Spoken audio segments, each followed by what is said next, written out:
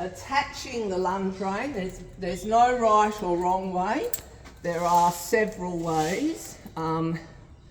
If you have a cavesson that fits the horse, a proper lunging cavesson, that's fine.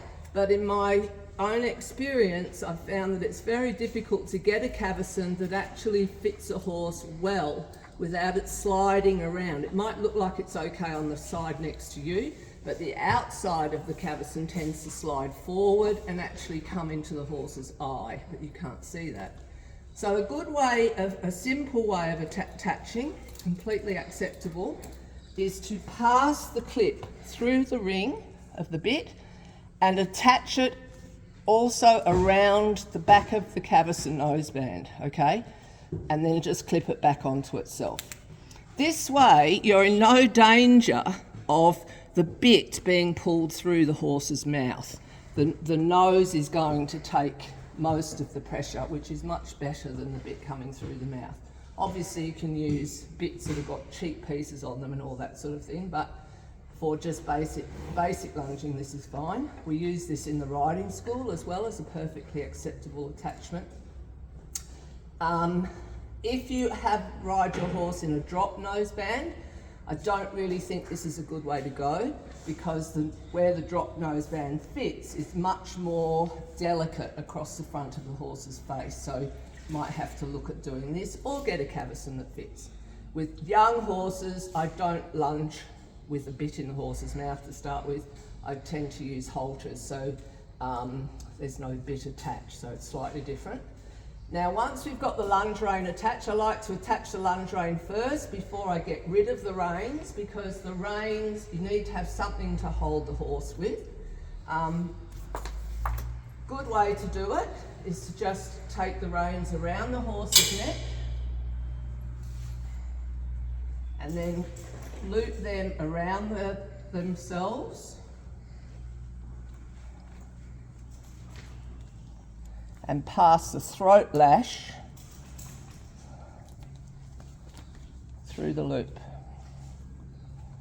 Do the throat lash up quite loose.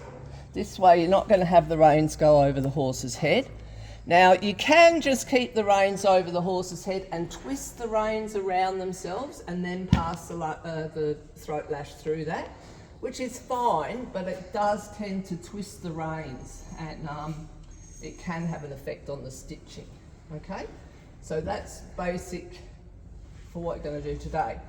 If you feel like you need more control, then you can take the lunge rein through the bit ring, pass it smoothly over the top of the horse's head, behind the bridle, over the pole, and attach it clip side out to the other side of the bit. You're getting very good harmony. So this way, you have got a lot of control, but it can be quite harsh, because basically what it does is lift the bit up in the horse's mouth. It does apply pole pressure, so you need to be aware of that. And some horses will get upset with that too, okay? But for extra control, that definitely makes a difference.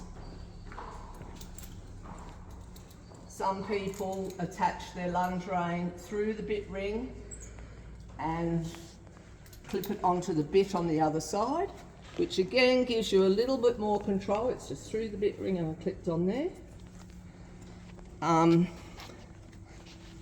You just have to remember, when you clip it, attach it in any way to both sides of the bridle, both sides of the bit, it can create a tilt in the horse's head and neck if it's done long term. So this is the way to go. I think it's the nice way.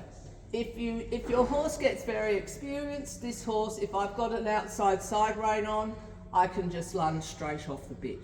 But ideally, you would have at least an outside side rein on, so there's absolutely no danger of pulling the bit through the horse's mouth, okay?